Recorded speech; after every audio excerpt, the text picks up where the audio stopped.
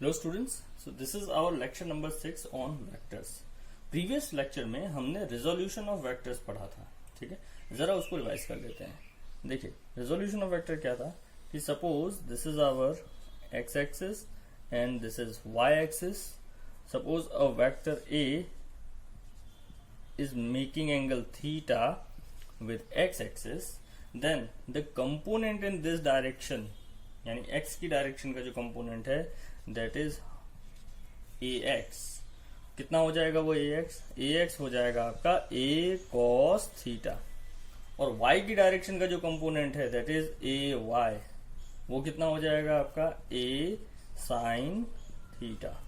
ठीक है, यानी जिसके साथ एंगल बन रहा है उस डायरेक्शन में क्या आता है कॉस कंपोनेंट, और उसके परपेंडिकुलर डायरेक्शन में क्या आएगा sign component.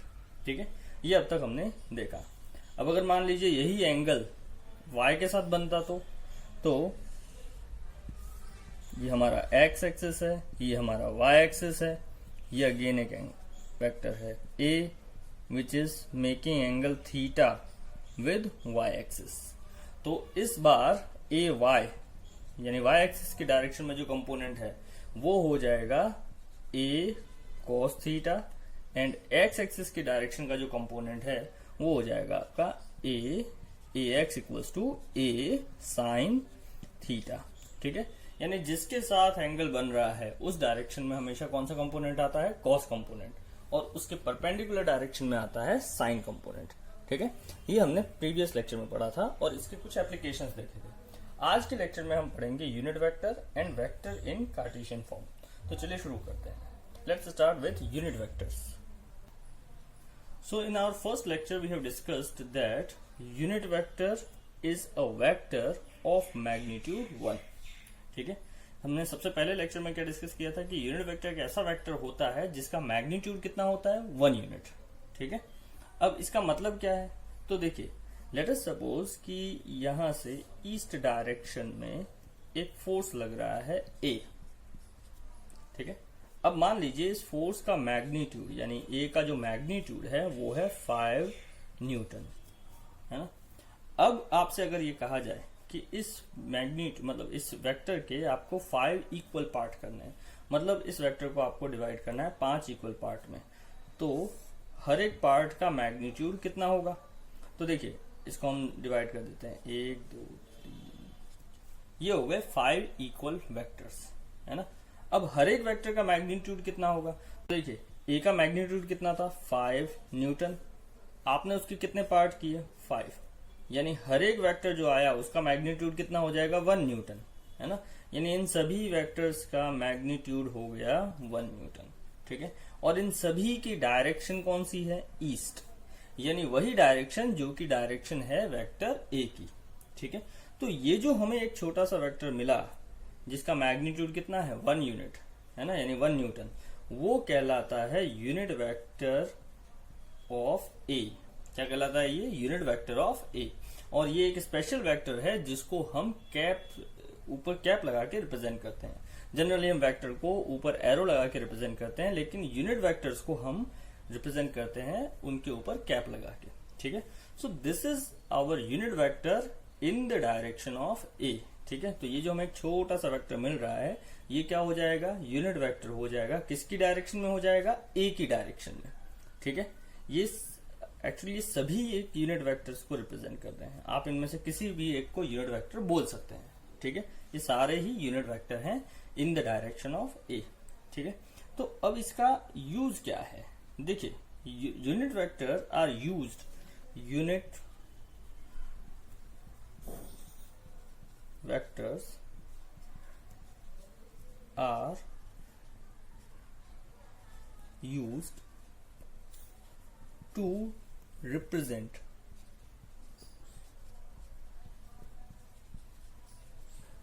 or to determine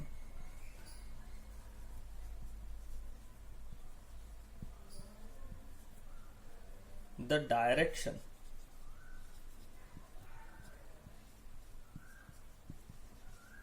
of a given vector।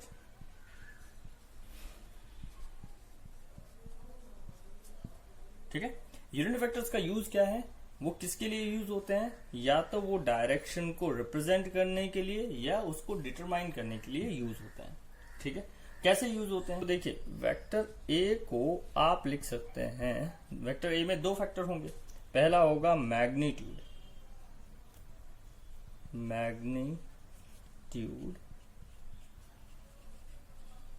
Of ए और दूसरा होगा डायरेक्शन ऑफ ए। ठीक है, तो इस वेक्टर के दो फैक्टर हो गए, एक हो गया मैग्नीट्यूड ऑफ ए और दूसरा हो गया डायरेक्शन ऑफ ए।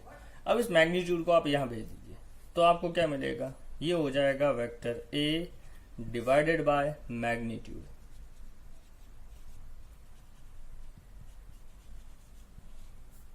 ठीक है, of A is equal to क्या हो गया, डायरेक्शन ऑफ ए। ठीक है, यानी किसी वेक्टर की अगर आपको डायरेक्शन पता करनी है तो उस वेक्टर को उसके मैग्नीट्यूड से डिवाइड करना पड़ेगा। ठीक है, अब ये डायरेक्शन ऑफ ए कैसे दी जाती है, क्या बताया, it is represented by unit vector. किससे रिप्रेजेंट की जाती है, यूनिट वेक्टर से, यानी ये हो जाएगा आपका ए कैप, है ना। अब ए कैप किसके बराबर है, देखिए ऊपर क्या है, वेक्टर ए, है ना, डिवाइडेड बाय, हमने वेक्टर ए को किससे डिवाइड किया, इसके मैग्नीट्यूड से, यानी ए से। आप इसको ऐसे भी लिख सकते हैं या मैग्नीट्यूड को आप इस तरह से भी लिख सकते हैं। ठीक है, so unit vector A is the vector divided by its magnitude, है ना। जब किसी वेक्टर को आप उसके मैग्नीट्यूड से डिवाइड करते हैं तो आपको क्या मिलता है, यूनिट वेक्टर मिलता है। ये यूनिट वेक्टर किसकी डायरेक्शन में मिलेगा, इन द डायरेक्शन ऑफ ए। किसकी डायरेक्शन में मिला हमें, ए की डायरेक्शन में, ए वेक्टर की डायरेक्शन में। ठीक है, तो ये हो गया हमारा unit vector in the direction of A. ठीक है, अब इसका मतलब क्या हुआ, इसको यहां भेज दीजिए तो देखिए क्या मिलेगा आपको, vector A is equals to हो जाएगा magnitude of A into unit vector, है ना। वेक्टर ए को हम क्या लिखेंगे, magnitude of A into unit vector of A. तो किसी भी वेक्टर को हम उसके मैग्नीट्यूड इंटू उसके यूनिट वेक्टर से रिप्रेजेंट कर सकते हैं। ठीक है, अब इस केस में ए का मैग्नीट्यूड कितना है, तो देखिए ए का मैग्नीट्यूड कितना दिया है, 5 न्यूटन, यानी ये हो गया 5 न्यूटन, तो ये हो जाएगा हमारा 5, है ना। And direction is given by A cap, तो इसको हम लिख सकते हैं 5 ए कैप, यानी वेक्टर ए को लिख सकते हैं 5 ए कैप। ये 5 हो गया मैग्नीट्यूड और ये हो गया डायरेक्शन। तो अब आप ये याद रखेंगे कि हम किसी भी वेक्टर को रिप्रेजेंट कर सकते हैं magnitude of vector into unit vector in the direction of that vector. ठीक है, चलिए अब इसको समझते हैं कार्टेशियन फॉर्म में, है ना। तो लेट अस अंडरस्टैंड कि हमें यूनिट वेक्टर का कार्टेशियन फॉर्म्स में, यानी एक्स वाई और जेड कोऑर्डिनेट्स में कैसे यूज करते हैं। तो let us understand the Cartesian form of vector. देखिए आपके पास कोऑर्डिनेट सिस्टम में 3 एक्सिस हैं, एक हो गया ये आपका एक्स एक्सिस, ये हो गया आपका वाई एक्सिस और ये हो गया आपका जेड एक्सिस। ठीक है, ये है जेड एक्सिस, है ना। अब इन तीनों एक्सिस को रिप्रेजेंट करने के लिए हमने अलग अलग यूनिट वेक्टर्स को असाइन किया हुआ है। ठीक है, ये हमने फर्स्ट लेक्चर में पढ़ा था कि एक्स एक्सिस को रिप्रेजेंट करने के लिए हम यूज करते हैं आई कैप। ठीक है, एक्स एक्सिस की डायरेक्शन को रिप्रेजेंट करने के लिए क्या यूज करते हैं, आई कैप। वाई एक्सिस की डायरेक्शन को रिप्रेजेंट करने के लिए हम यूज करते हैं जे कैप, है ना। और जेड एक्सिस को रिप्रेजेंट करने के लिए हम यूज करते हैं के कैप। तो ये जो आई, जे और के हैं ये कहलाते हैं unit vector in the direction of X, Y and Z, यानी इन तीनों का ही मैग्नीट्यूड है 1, यानी the magnitude of I is equal to the magnitude of j, which is equals to the magnitude of k, and all of these are equal to 1. ठीक है, i का मैग्नीट्यूड, j का मैग्नीट्यूड और k का magnitude कितना है, 1। इनका use क्या है, ये जस्ट डायरेक्शन को रिप्रेजेंट करने के लिए यूज होते हैं। ठीक है, यानी सपोज करिए कि आपको एक वेक्टर दे रखा है a, है ना, which is A is given 3 units on या इन x डायरेक्शन। ठीक है, एक वेक्टर दे रखा है जो कि कितना है, 3 यूनिट का है, कहाँ है, x डायरेक्शन में। यानी ये जो 3 यूनिट है वो क्या हो गया, इसका मैग्नीट्यूड, और डायरेक्शन कौन सी दे रखी है, x डायरेक्शन। तो वेक्टर ए को आप रिप्रेजेंट कैसे करेंगे, तो ये वेक्टर ए हो जाएगा आपका, देखिए वेक्टर ए में क्या होता है, एक होता है मैग्नीट्यूड और दूसरा होता है डायरेक्शन, है ना। अब मैग्नीट्यूड ऑफ ए कितना दे रखा है, 3 यूनिट्स, यानी ये हो जाएगा 3 यूनिट्स, है ना। एंड डायरेक्शन ऑफ ए किससे रिप्रेजेंट की जाती है, ए कैप, कौन से एक्सिस पर है ये, कौन सी डायरेक्शन में है, एक्स डायरेक्शन में। अब एक्स डायरेक्शन को रिप्रेजेंट करने के लिए आपके पास कौन सा यूनिट वेक्टर है, आई, तो ये हो जाएगा आई, है ना। यानी ये वेक्टर हो गया 3, ये वेक्टर हो गया ए जिसका मैग्नीट्यूड है 3 यूनिट और डायरेक्शन कौन सी है, आई कैप क्या रिप्रेजेंट कर रहा है, अगर आई कैप आ गया तो इसका मतलब क्या हुआ, एक्स एक्सिस। ठीक है, यानी उसकी डायरेक्शन है एक्स एक्सिस पर, समझ आ गया। सिमिलरली सपोज करिए कि एक वेक्टर दे रखा है B which is 5 units in y direction. ठीक है, y डायरेक्शन में उसका मैग्नीट्यूड है कितना, 5 यूनिट्स। ठीक है, तो अब देखिए b का, वापस हम वेक्टर b को क्या लिखेंगे, वेक्टर b को लिखेंगे हम magnitude of b into direction of b। ठीक है, अब ये मैग्नीट्यूड ऑफ b कितना दिया है, 5 यूनिट, यानी वेक्टर b हो गया 5, है ना। एंड डायरेक्शन ऑफ b कितना दे रखा है, कौन सी डायरेक्शन में है, y डायरेक्शन में। तो y डायरेक्शन के लिए हमारे पास यूनिट वेक्टर क्या है, j कैप, यानी ये हो जाएगा j कैप। ठीक है, तो आप देख सकते हैं कि j क्या रिप्रेजेंट कर रहा है, डायरेक्शन, है ना, और 5 क्या है, मैग्नीट्यूड, ये हो गया मैग्नीट्यूड और ये हो गया डायरेक्शन, है ना। तो यहां हमने डायरेक्शन रिप्रेजेंट करने के लिए i का यूज किया, क्योंकि वेक्टर कौन सी डायरेक्शन में था, x डायरेक्शन में। यहां हमने किसका यूज किया, j का, क्योंकि इस बार वेक्टर कौन सी डायरेक्शन में है, y डायरेक्शन में। ठीक है, तो अलग अलग डायरेक्शन में वेक्टर्स को रिप्रेजेंट करने के लिए अलग अलग यूनिट वेक्टर्स का यूज होता है। ठीक है, ये आप ध्यान रखेंगे, है ना। नाउ अब सपोज कीजिए कि एक वेक्टर है c which is again let's say 5 units in -y direction. ठीक है, तो इस बार एक और वेक्टर दे रखा है c जो कि कितना है, 5 यूनिट का ही है, लेकिन डायरेक्शन कौन सी है, -y डायरेक्शन।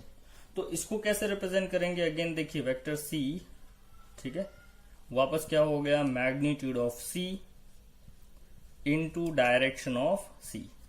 मैग्नीट्यूड कितना दिया है, 5 यूनिट्स, यानी ये हो जाएगा आपका 5 यूनिट्स, है ना।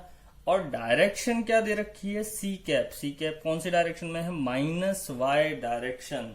अब देखिए +y डायरेक्शन के लिए आपके पास यूनिट वेक्टर है j कैप, तो -y डायरेक्शन का यूनिट वेक्टर क्या होगा, -y डायरेक्शन कहाँ होनी चाहिए, अपोजिट, ये हो गया -y डायरेक्शन।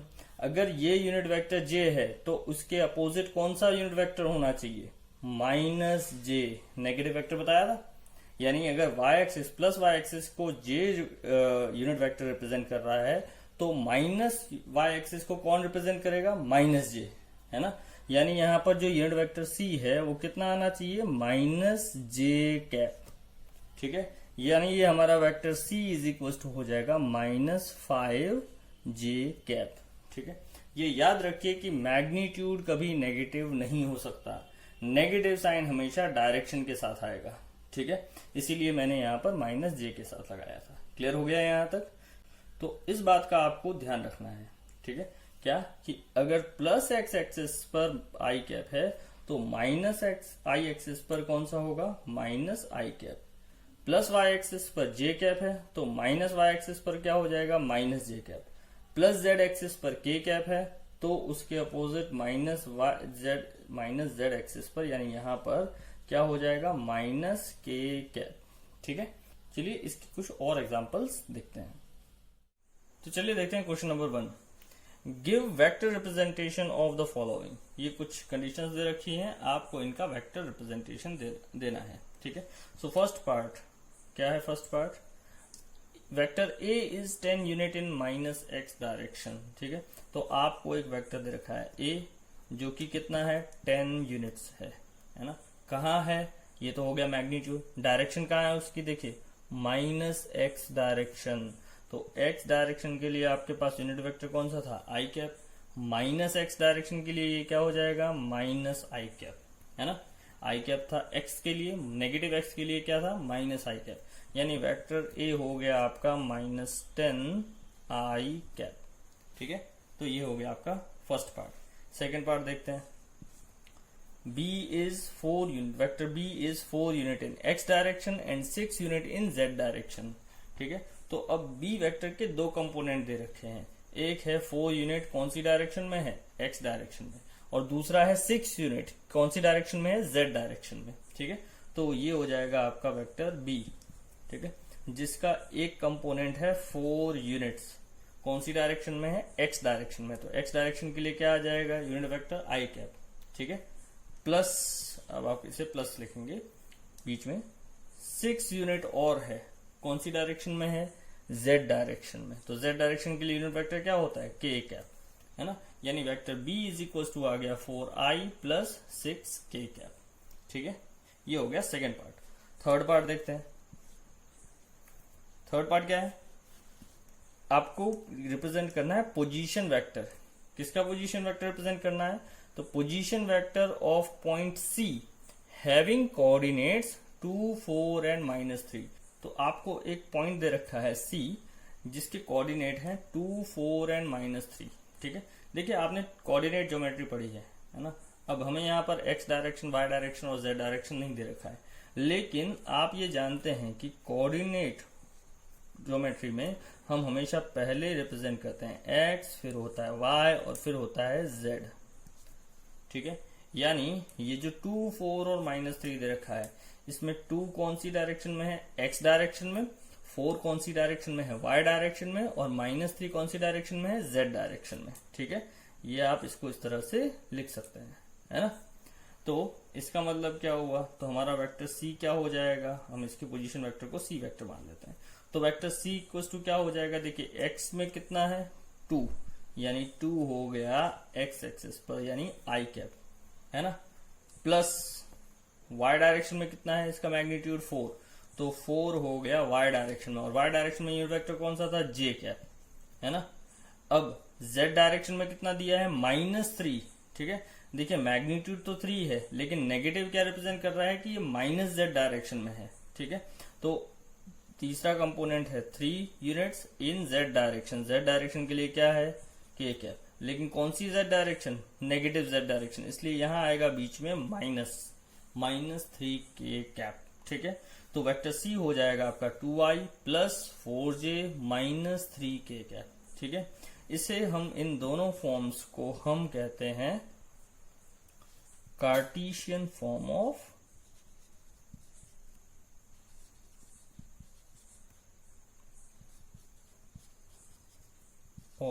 वेक्टर, ठीक है, जिसके बारे में हम आगे पढ़ेंगे। तो आपको अब समझ आ गया होगा कि आप यूनिट वेक्टर्स का यूज करके वेक्टर्स को रिप्रेजेंट कैसे करते हैं, ठीक है। अब सपोज ये जैसे वेक्टर C है, ठीक है, तो यहां पर ये जो दे रखा है ये इसकी वेक्टर फॉर्म है।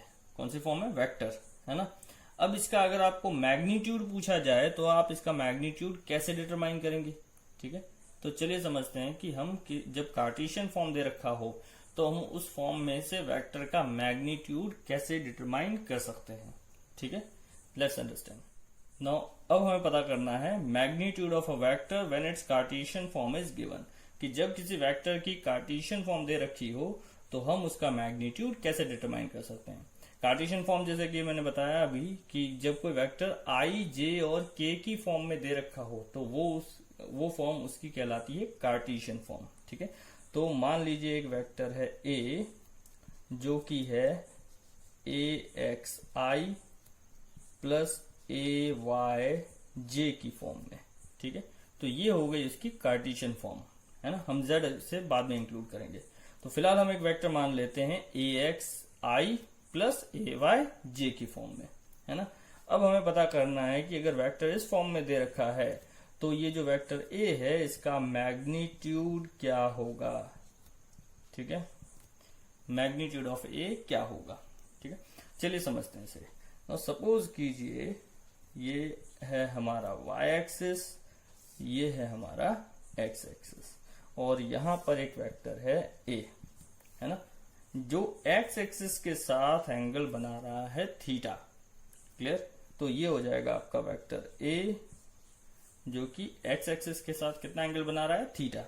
अब जैसा हमने पिछले लेक्चर में पढ़ा था, इसमें दो कंपोनेंट होंगे, एक होगा x की डायरेक्शन में, दूसरा होगा y डायरेक्शन में। x की डायरेक्शन का कंपोनेंट क्या था, ax, जो कि कितना होगा, a cos थीटा, और y डायरेक्शन का कंपोनेंट हो जाएगा आपका ay, जो कि हो जाएगा आपका a sin थीटा, है ना। तो अगर ये ay है तो हम इसे यहां से बना सकते हैं ay ऐसे, तो ये भी हो जाएगा ay, है ना, यानी ये भी हो गया आपका a sin थीटा। अब आप वेक्टर a को ax और ay की फॉर्म में लिख सकते हैं, क्योंकि x डायरेक्शन का इसका कंपोनेंट कितना है, ax, और y डायरेक्शन का कंपोनेंट कितना है, ay, यानी हम वेक्टर a को लिख सकते हैं ax। अब ax कौन सी डायरेक्शन में, x डायरेक्शन में, और x डायरेक्शन का यूनिट वेक्टर क्या होता है, आई कैप, ठीक है, प्लस y डायरेक्शन का मैग्नीट्यूड इसका कितना है, ay, तो ये हो गया मैग्नीट्यूड ay। कौन सी डायरेक्शन है, y डायरेक्शन, तो y डायरेक्शन का यूनिट वेक्टर हो गया j, ठीक है। यानी वेक्टर a को हम ax i cap plus ay j cap की फॉर्म में लिख सकते हैं, ठीक है। अब अगर वेक्टर इस फॉर्म में है तो ये बताइए कि वेक्टर a का मैग्नीट्यूड क्या होगा, ठीक है। तो देखिए ax का मैग्नीट्यूड कितना है, a cos थीटा, और ay का मैग्नीट्यूड कितना है, वो है आपका a sin थीटा, ठीक है। तो अगर आप इन दोनों के स्क्वायर को ऐड करते हैं, यानी अगर हम करते हैं ax square plus ay square, तो ये क्या हो जाएगा, ax square plus ay square क्या हो जाएगा, ax स्क्वायर होगा आपका a cos थीटा का whole square, and ay square हो जाएगा a sin थीटा का होल स्क्वायर, ठीक है। इसको खोलते हैं, देखिए इसे हम क्या लिख सकते हैं, A square cos square theta plus ये क्या हो जाएगा, A square sine square theta. इन दोनों में से कॉमन क्या आ सकता है, ए स्क्वायर, तो ये आ गया आपका ए स्क्वायर कॉमन, है ना। तो बचेगा क्या अंदर ब्रैकेट में, cos square theta plus sign square theta, ठीक है। अब ये cos square theta plus sign square theta की वैल्यू कितनी होती है, 1, यानी ये हो जाएगा ए स्क्वायर इंटू 1, है ना। यानी इसका मतलब हमारा A X square plus A Y square is equals to आ गया किसके बराबर, ए स्क्वायर इंटू 1, यानी कितना आया, ए स्क्वायर, है ना। और इससे हमें मिल जाती है वैल्यू ऑफ ए की वैल्यू क्या आएगी, स्क्वायर को इधर भेज दीजिए, तो ये आ जाएगा A equals to root of A X square plus A Y square, ठीक है। इसका मतलब अगर कोई vector A X I plus A Y J की फॉर्म में दे रखा है तो उसका मैग्नीट्यूड हो जाएगा a equals to root of A X square plus A Y square, ठीक है। ये समझ आ गया आपको, ये हो गया मैग्नीट्यूड। चलिए पता करते हैं कि a की डायरेक्शन क्या होगी, ठीक है। देखिए अगर आप इन दोनों को डिवाइड कर देते हैं, यानी आप डिवाइड कर रहे हैं ए वाई को किससे, ए एक्स से, है ना। तो ए वाई बाई ए एक्स क्या हो जाएगा, देखिए ए वाई कितना है, ए साइन थीटा, और ए एक्स कितना है, ए कॉस थीटा, ठीक है। तो देखिए ए से ए कैंसिल हो जाएगा, तो इसका मतलब क्या हुआ, A Y by A X equals to हो जाएगा ए से ए कैंसिल, ठीक है। Sine theta by cos theta क्या होता है, टेन थीटा, तो ये हो जाएगा टेन थीटा, यानी उस वेक्टर की आप डायरेक्शन दे सकते हैं ए वाई बाय ए एक्स। अब यहाँ ये जो थीटा है ये किसके साथ बनेगा, विथ एक्स, ठीक है, या याद रखिएगा कि यहाँ डायरेक्शन जो है वो किसके साथ मिलेगी हमें, एक्स के साथ। ठीक है, तो इसका मतलब अगर एक vector A X I plus A Y J की फॉर्म में दे रखा हो तो आप उसका मैग्नीट्यूड डिटरमाइन कर सकते हैं by taking root of A X square plus A Y square. ठीक है, एंड डायरेक्शन आप दे सकते हैं tan theta equals to A Y by A X. इसमें जो डायरेक्शन यानी जो एंगल आएगा वो किसके साथ आएगा, एक्स के साथ। ठीक है, अच्छा अब अगर मान लीजिए कि सपोज अगर vector A equals to A X I plus A Y J plus अगर दे रखा हो ए जेड के कैप की फॉर्म में, तो इसका मैग्नीट्यूड कितना होगा, तो वेक्टर ए का मैग्नीट्यूड कितना होगा। ठीक है, तो सीधा सा फॉर्मूला बनता है इसका कि देखिए x और y की फॉर्म में दे रखा था तो ये आया root X square plus Y square, है ना। ठीक है, x y और z की टर्म्स में दे रखा हो तो ये हो जाएगा A X square plus A Y square plus A Z square. ठीक है, मतलब आपको इसमें बस ए जेड स्क्वायर ऐड करना है ना। ये आ गया आपका magnitude of A when it's Cartesian form is given. ठीक है, तो यहां तक हो गया आपका कार्टेशियन फॉर्म और उसका मैग्नीट्यूड। तो चलिए समझते हैं इसको कुछ एग्जांपल से। Okay, so now let's see the question number 1 on Cartesian form. Find magnitude of the following vectors. ये आपको कुछ वेक्टर्स दे रखे हैं जिनका आपको मैग्नीट्यूड डिटरमाइन करना है। ठीक है, तो सबसे पहले हम लिख लेते हैं हमारा फॉर्मूला। तो देखिए अगर एक वेक्टर है ए जो कि कार्टेशियन फॉर्म में दे रखा है, और कार्टेशियन फॉर्म क्या होता है, ए X I cap plus A Y J cap plus A Z के कैप। ठीक है, तो इस फॉर्म में अगर कोई वेक्टर है तो उसका मैग्नीट्यूड हमने देखा था, हम निकाल सकते हैं using the formula root of A X square plus A Y square plus A Z square. ठीक है, ये फॉर्मूला यूज करके हम उसका मैग्नीट्यूड डिटरमाइन कर सकते हैं। ठीक है, ये अभी हमने पढ़ा है ना। तो चलिए अब सॉल्व करते हैं पार्ट फर्स्ट। देखिए फर्स्ट पार्ट क्या है, वेक्टर ए कितना दे रखा है, it is given 3i cap plus 4j cap. ठीक है, अब i के आगे जो है वो क्या हो जाएगा ax और j के आगे जो है वो क्या हो जाएगा ay, यानी ये हो गया आपका x कंपोनेंट, ये हो गया y कंपोनेंट। तो इसका मैग्नीट्यूड कैसे निकालेंगे, तो देखिए magnitude of a equals to हो जाएगा रूट ऑफ, देखिए i के आगे क्या है 3, यानी 3 क्या हो गया x कंपोनेंट तो उसका स्क्वायर यानी 3 का स्क्वायर प्लस j के आगे क्या है 4 तो ये हो गया y कंपोनेंट यानी हो जाएगा 4 का स्क्वायर। ठीक है, अब ये 3 का स्क्वायर कितना होता है, तो 3 का स्क्वायर हो गया 9 और 4 का स्क्वायर 16 यानी प्लस 16। 9 एंड 16 कितना होता है 25, यानी ये हो जाएगा आपका रूट 25 और 25 का रूट होता है 5 यानी ये हो गया 5, है ना। तो मैग्नीट्यूड ऑफ ए आया 5 यूनिट्स। ठीक है, ये था आपका फर्स्ट पार्ट। सेकेंड पार्ट देखिए क्या है, वेक्टर बी एक वेक्टर है जो कि कितना दे रखा है 2i प्लस 5k कैप, है ना। अब यहां पर हमें x दे रखा है और z दे रखा है, y नहीं दे रखा है।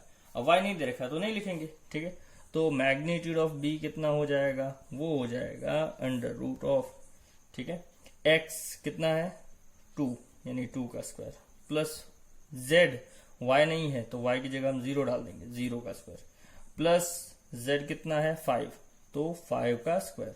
वैसे आप ये 0 नहीं भी लिखेंगे तो भी चलेगा। ठीक है, अब देखिए ये कितना हो जाएगा, तो वो जाएगा रूट 2 का स्क्वायर क्या होता है 4 तो हो गया 4 प्लस 5 का स्क्वायर कितना होता है 25, है ना। ना 4 plus 25 is under root of 29। ठीक है, यानी मैग्नीट्यूड ऑफ बी आ गया आपका अंडर रूट 29। ठीक है, ये हो गया आपका सेकंड पार्ट। चलिए देखते हैं थर्ड पार्ट। तो ये दे रखा है c is equals to 2i plus 3j plus 2k cap, है ना। तो मैग्नीट्यूड ऑफ सी कितना हो जाएगा, मैग्नीट्यूड ऑफ सी हो जाएगा आपका अंडर रूट ऑफ, देखिए एक्स कितना दिया है 2, तो हो गया 2 का स्क्वायर, वाई दे रखा है 3 यानी हो जाएगा 3 का स्क्वायर, एंड जेड दे रखा है अगेन 2 यानी हो जाएगा 2 का स्क्वायर। अब 2 का स्क्वायर हो गया 4, तो ये हो जाएगा आपका रूट ऑफ 4 प्लस 3 का स्क्वायर 9 प्लस 2 का स्क्वायर अगेन 4, ठीक है। 4 प्लस 9 प्लस 4, अब 4 प्लस 9 प्लस 4 कितना हो गया, अंडर रूट 17, है ना। तो सी का मैग्नीट्यूड आ गया रूट 17, ठीक है। ये था आपका पार्ट सी, पार्ट 3। अब पार्ट 4 देखते हैं, ठीक है। That is our last part. देखिए vector D is equals to दे रखा है आपको आई माइनस 2j प्लस 2k, ठीक। अब ये थोड़ा अलग पार्ट है ना।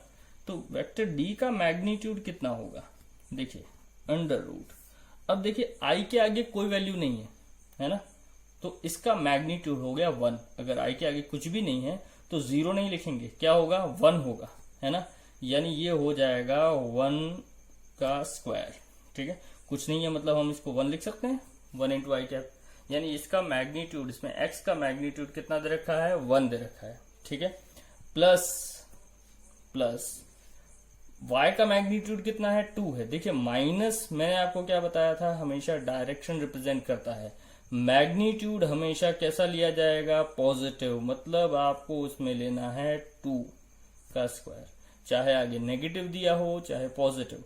मैग्नीट्यूड डिटरमाइन करते वक्त जो आप वैल्यू लेंगे एक्स वाई एंड जेड की, वो हमेशा पॉजिटिव होगी, ठीक है।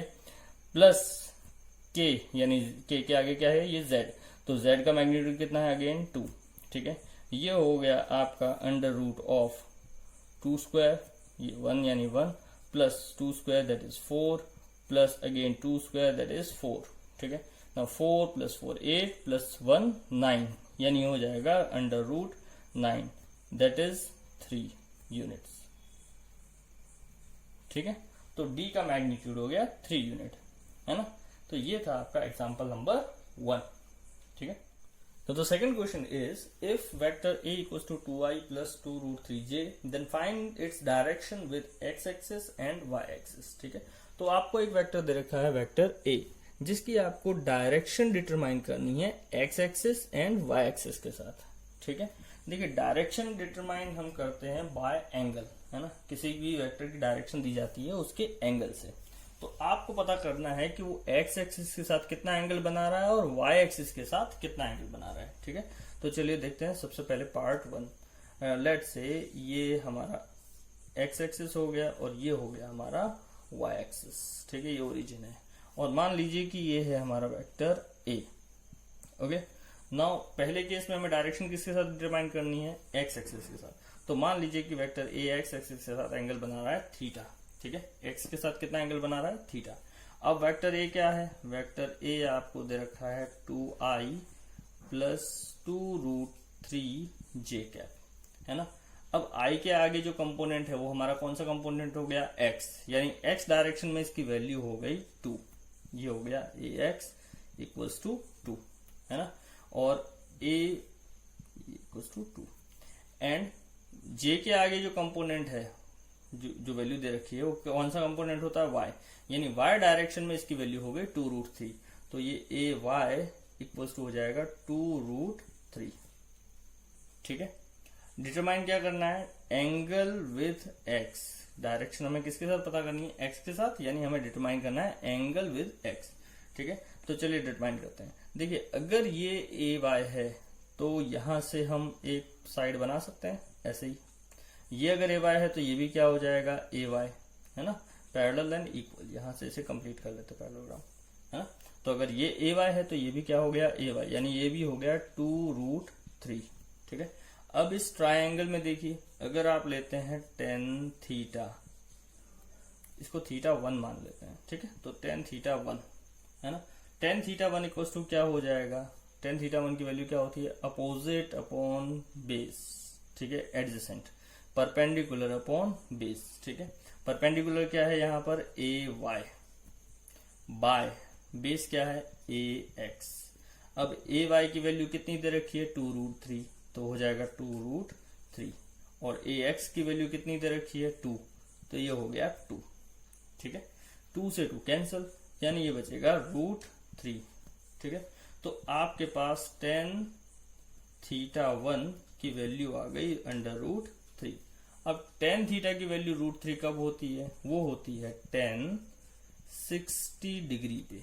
इसका मतलब क्या हुआ कि θ1 आपका आ गया 60 डिग्री, है ना, यानी एक्स एक्सिस के साथ ये वेक्टर बना रहा है एंगल 60 डिग्री।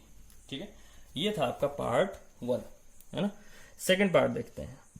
अब हमें डिटरमाइन करना है डायरेक्शन इसी वेक्टर की, लेकिन इस बार किसके साथ करना है, वाई एक्सिस के साथ। तो वापस हम ये बना लेते हैं, ये हो गया आपका वाई एक्सिस, ये हो गया x axis, again this is आप वेक्टर ए, है ना। इस बार हमें एंगल डिटरमाइन करना है किसके साथ, वाई एक्सिस के साथ। तो हम मान लेते हैं कि वाई एक्सिस के साथ ये एंगल बना रहा है θ2।